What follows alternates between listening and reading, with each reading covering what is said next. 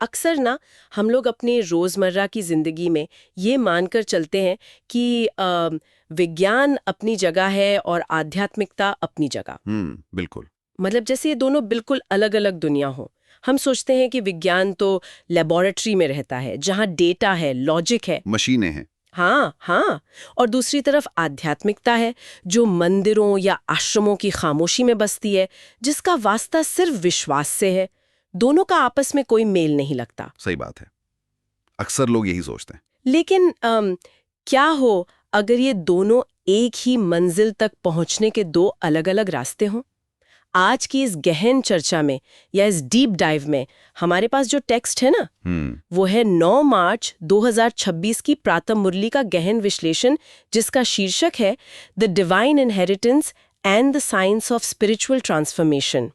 और ये बहुत ही हैरान करने वाला दावा करता है। बहुत ही दिलचस्प दावा है, सच में। तो आज हमारा मिशन इसी टेक्स्ट में छिपे उस अद्भुत तालमेल को उजागर करना है जो आध्यात्मिक शिक्षाओं, खासकर बाप समान कल्याणकारी बनों के सिद्धांत और आधुनिक मनोविज्ञान के बीच मौजूद है। बिल्कुल। चलिए इसे थोड़ा डिकोड करते हैं, क्योंकि जो लोग आज के इस सूचनाओं की भीड़ और शोर शराबे से बचकर कुछ ऐसा ज्ञान पाना चाहते हैं जो लॉजिकल भी हो और जीवन बदलने वाला भी, उनके लिए आज की चर्चा नजरिया बदलने वाली है। मैं कहूँगा कि इस सफर में ये समझना बहुत जरूरी है कि आज हमारे पास जो विश्लेषण है ना, वो महज कुछ नियमों की सूची नहीं है। मतलब डूज एंड डोंट्स नहीं है। हाँ, ऐसा नहीं है कि बस कुछ बातें हैं जिन्हें बिना सोचे समझे मान लेना है, बल्कि जब हम इन आध्यात्मिक बातों की गहराई में उतरते हैं तो वो ये भी स्पष्ट करती हैं कि ऐसा करना हमारे दिमाग की बनावट और जीवन के लिए आखिर क्यों जरूरी है। वो जो क्यों है वो बहुत इंपॉर्टेंट है। बिल्कुल। जब हम किसी आध्यात्मिक सिद्धांत के पीछे के क्यों को समझ लेते हैं ना, तो वो सिर्फ एक धार्मिक मान्यता नहीं रह जाता, बल्कि एक मनोवैज्ञानिक और वैज्ञानिक आवश्यकता बन जाता है। इस पूरी चर्चा में हम यही देखेंगे कि कैसे हमारी मान्यताएं और विज्ञान असल में एक ही सिक्के के दो पहलू हैं। तो चलिए बिना किसी देरी के आज के विश्लेषण के पहले सबसे बड़े विचार से शुरुआत करते हैं, कल्याणकारी बनने की अवधारणा। इस टेक्स्ट के अनुसार परमात्मा का मुख्य स्वभाव आत्माओं को पवित्र बनाना और उन्हें मुक्ति देना है। इसका सीधा सा मतलब ये बताया गया है कि अपना और दूसरों का कल्याण एक मुख्य कर्तव्य है। सही है। इसे बेहद के बाप से बेहद का वर्षा कहा गया है, यानी असीम पिता से मिलने वाली असीम विरासत। अब सुनने में तो ये बात बहुत ही पारंपरिक लगती है कि दूसरों का भला करना चाहिए। हाँ, हम बचपन से सुनते आ रहे हैं। बिल्कुल, कहानियों में यही सुनते आए हैं। लेकिन इस विश्लेषण की सबसे खास बात यह है कि ये यहीं पर विज्ञान को भी बीच में ले आता है। और यहीं पर बात सच में बहुत गहरी हो जाती है। अगर हम इस कल्याणकारी या दूसरों का भला करने वाली बात को न्यूरोसाइंस की लैब में लेकर जाएं, तो विज्ञान भी बिल्कुल यही बात कहता है, बस उसकी शब्दावली थोड़ी अलग है। शब्दावली मतलब वो इसे क्या कहते हैं? विज्ञान की भाषा में इस निस्वार्थ भावना को प्रो सोशल बिहेवियर सिस्टम कहा जाता है। अच्छा, प्रो सोशल बिहेवियर सिस्टम। हाँ, मानव मस्तिष्क का विकास ही कुछ इस तरह से हुआ है कि जब कोई व्यक्ति निस्वार्थ भाव से दूसरों की मदद करता है तो उसके दिमाग में कुछ खास तरह के केमिकल्स रिलीज होते हैं। जैसे वो डोपामाइन? बिल्कुल, डोपामाइन, जिसे हम फील गुड हार्मोन कहते हैं, और ऑक्सीटोसिन, जिसे बॉन्डिंग हार्मोन कहा जाता है। इसका बायोलॉजिकल असर ये होता है कि निस्वार्थ सेवा करने वाले व्यक्ति के भीतर संतोष और खुशी का स्तर बहुत तेजी से बढ़ जाता है। वाओ! तो मनोवैज्ञानिक रूप से दूसरों की मदद करना सिर्फ एक अच्छा काम नहीं है, बल्कि ये खुद अपनी मानसिक शक्ति बढ़ाने का एक साइंटिफिकली प्रूवन तरीका है। ये तो वाकई कमाल का नजरिया है। मतलब जब हम किसी और का भला कर रहे होते हैं तो हमारा बायोलॉजिकल सिस्टम असल में हमारा ही भला कर रहा होता है। एकदम सही पकड़ा आपने। इसी बात से जुड़ी एक बहुत ही मार्मिक और दिलचस्प कहानी इस टेक्स्ट में आती है। हाँ, वो गरीब बच्चों वाली। हाँ, इसमें बताया गया है कि कैसे कुछ गरीब बच्चे बाबा के यज्ञ में अपनी हैसियत के हिसाब से महज 8 आना या 1 रुपया भेज देते हैं और बदले में वो एक महल की उम्मीद करते हैं। अब रुकिए, अगर हम इसे विशुद्ध अर्थशास्त्र या गणित के नजरिए से देखें तो 1 रुपए के निवेश पर एक पूरे महल का रिटर्न। ये तो हाँ, कोई लॉजिक नहीं है इसमें। वही तो, किसी भी स्टॉक मार्केट के हिसाब से एकदम असंभव बात है। क्या यहाँ मनोविज्ञान का कोई प्लेसिबो इफेक्ट काम कर रहा है या इसके पीछे कुछ और बात है? देखिए, अगर हम इसे महज एक एक फाइनेंशियल ट्रांजैक्शन की तरह देखेंगे तो हाँ, ये बिल्कुल तर्कहीन लगेगा। लेकिन यहाँ मनोविज्ञान और भावना की बहुत गहरी परत है। कैसी परत? यह कोई भौतिक धन का लेन देन नहीं है, बल्कि यह पूरी तरह से श्रद्धा और इंटेंशन यानी भावना का दान है। मनोविज्ञान में ना इंसान की इंटेंशन का प्रभाव बहुत शक्तिशाली माना गया है। अच्छा। सोचिए, एक ऐसा व्यक्ति जिसके पास कुल जमा पूंजी ही कुछ रुपए है, जब वो उसमें से 1 रुपया भी पूरी ईमानदारी और अटूट विश्वास के साथ देता है, तो वो अपना पैसा नहीं दे रहा होता, वो अपना भविष्य और अपनी भावना सौंप रहा होता है। वो 1 रुपया उसकी पूरी दुनिया है। बिल्कुल। ये छोटा सा काम उसकी अपनी आत्मिक ऊर्जा में एक बहुत बड़ा शिफ्ट लेकर आता है। और जहां तक महल की बात है, हाँ, महल कैसे मिलेगा? यहाँ महल का मतलब ईंट, पत्थर और सीमेंट से बना ढांचा नहीं है। इसका असली अर्थ है एक सुखमय जीवन, सम्मान, मानसिक समृद्धि और जिसे टेक्स्ट में 21 जन्मों का राज्य भाग्य कहा गया है। ओहो, मतलब वो मानसिक अवस्था। हाँ, ये उस गहरे विश्वास का नतीजा है जो इंसान के दिमाग को भविष्य के प्रति तनाव मुक्त कर देता है। जब खोने का डर नहीं होता और पूर्ण सुरक्षा का एहसास होता है, तो वो मानसिक अवस्था ही अपने आप में एक महल है। क्या बात है! मतलब महल बाहर नहीं, बल्कि उस इंटेंशन से पैदा होने वाली हमारी मानसिक अवस्था में है। हमारी भावना ही हमारे काम की असली कीमत तय करती है। बिल्कुल। चलिए, इसी बात को पकड़कर आगे बढ़ते हैं। इस विश्लेषण में एक और बहुत ही दिलचस्प बात कही गई है, जो सीधे हमारी आइडेंटिटी या पहचान से जुड़ी है। टेक्स्ट में एक लाइन आती है, अब मालूम पड़ा है हम विश्व के मालिक थे, तो तुम्हारी बुद्धि में बड़ा अच्छा नशा चढ़ा रहना चाहिए। यहाँ स्पष्ट किया गया है कि ये कोई दुनियावी अहंकार या घमंड नहीं है। नहीं, बिल्कुल नहीं।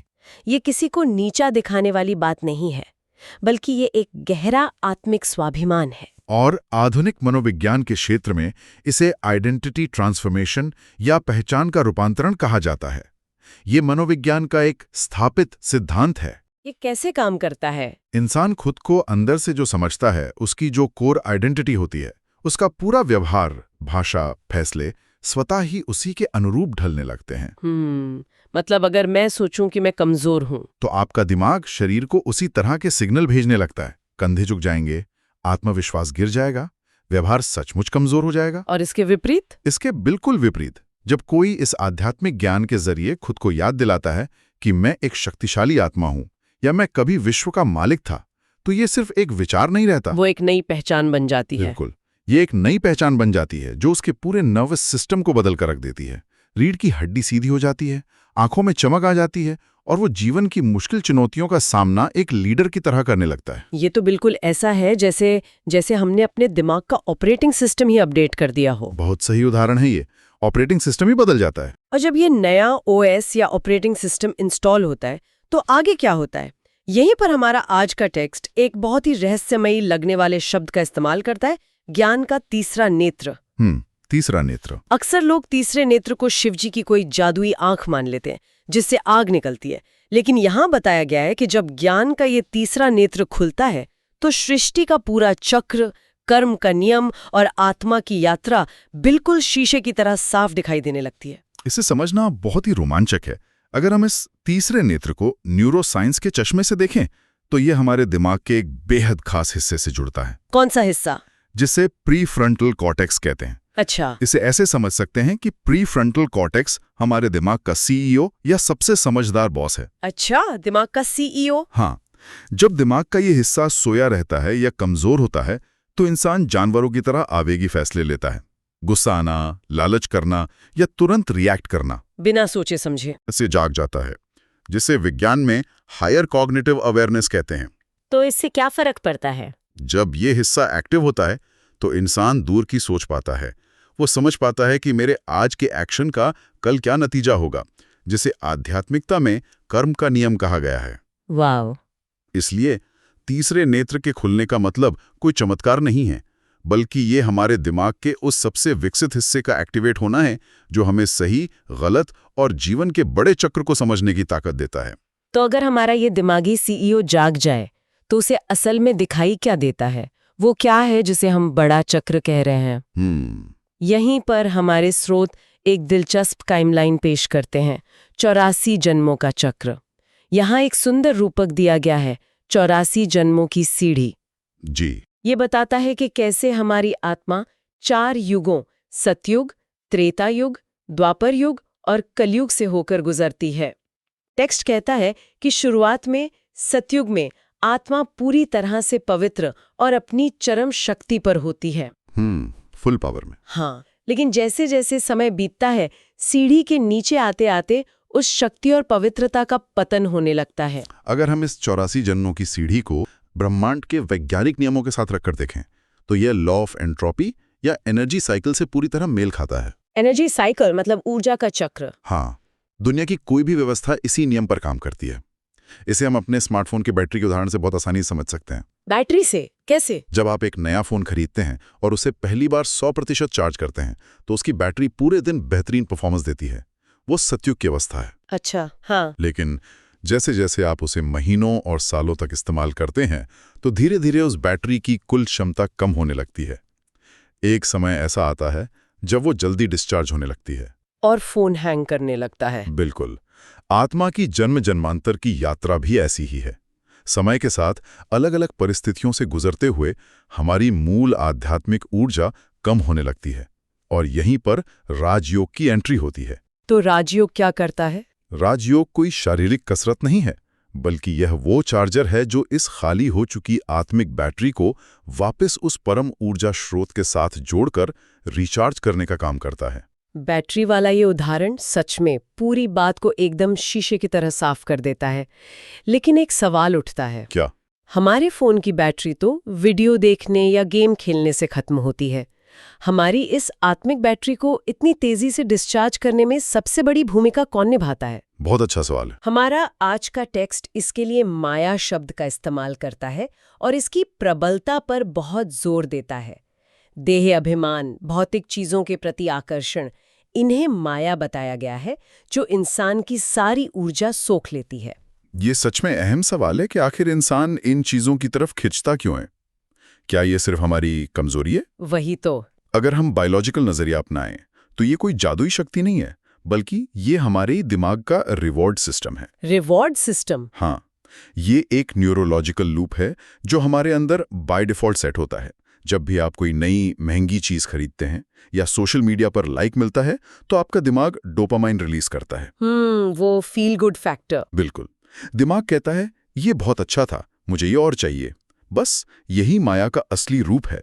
हम उस एक पल की खुशी के लिए बार बार उसी चीज के पीछे भागते हैं, चाहे वो कॉर्पोरेट सीढ़ी चढ़ना हो या गैजेट्स इकट्ठे करना हो। हाँ, लेकिन इस अंधी दौड़ का नतीजा सिर्फ मानसिक थकावट और खालीपन होता है। राजयोग का अभ्यास हमें इसी बायोलॉजिकल रिवॉर्ड सिस्टम के चंगुल से बाहर निकलना सिखाता है। मतलब वो डोपामाइन हिट्स पर निर्भरता खत्म करता है। सही कहा।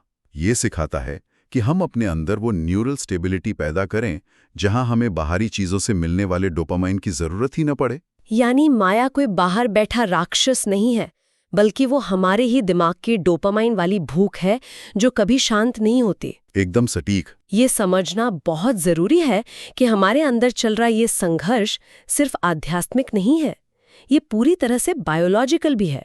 चलिए अब इस चर्चा के सबसे प्रैक्टिकल हिस्से की तरफ चलते हैं। जी। अब जब बैटरी डिस्चार्ज हो गई है तो उसे सिर्फ खुद के लिए चार्ज नहीं करना है।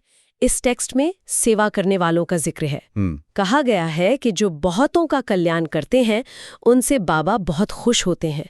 लेकिन यहाँ एक बहुत कमाल की बात स्पष्ट की गई है। क्या बात है वो? सेवा का मतलब सिर्फ किसी बड़े मंच पर खड़े होकर भाषण देना नहीं है। असली सेवा का मतलब है ज्ञान देना, दूसरों को प्रेरित करना और जो लोग भटके हुए हैं उन्हें सही मार्ग दिखाना। इस बात का मनोवैज्ञानिक आधार बहुत ही ठोस है। साइकोलॉजी की दुनिया में एक सिद्धांत है जिसे लर्निंग बाय टीचिंग प्रिंसिपल कहा जाता है। लर्निंग बाय टीचिंग मतलब सिखाकर सीखना। हाँ, इसे प्रोटेजे इफेक्ट भी कहते हैं। यह साबित हो चुका है कि जब कोई व्यक्ति किसी दूसरे को कोई नई बात समझाता है तो उस विषय पर सिखाने वाले की अपनी समझ सबसे ज्यादा गहरी हो जाती। अच्छा, मतलब ज्ञान बांटने से अपना ही फायदा होता है। बिल्कुल। जब आप किसी का मार्गदर्शन कर रहे होते हैं तो आपका दिमाग उस जानकारी को बहुत स्ट्रक्चर्ड तरीके से प्रोसेस करता है। इसलिए दूसरों का कल्याण करना केवल सुनने वाले के लिए फायदेमंद नहीं है, ये ज्ञान देने वाले के स्वयं के मानसिक विकास का सबसे शक्तिशाली टूल है। जो सेवा करता है वो सबसे पहले अपना ही विकास कर रहा होता है। सही ना भव। जी। मुझे इसकी सादगी बहुत पसंद आई।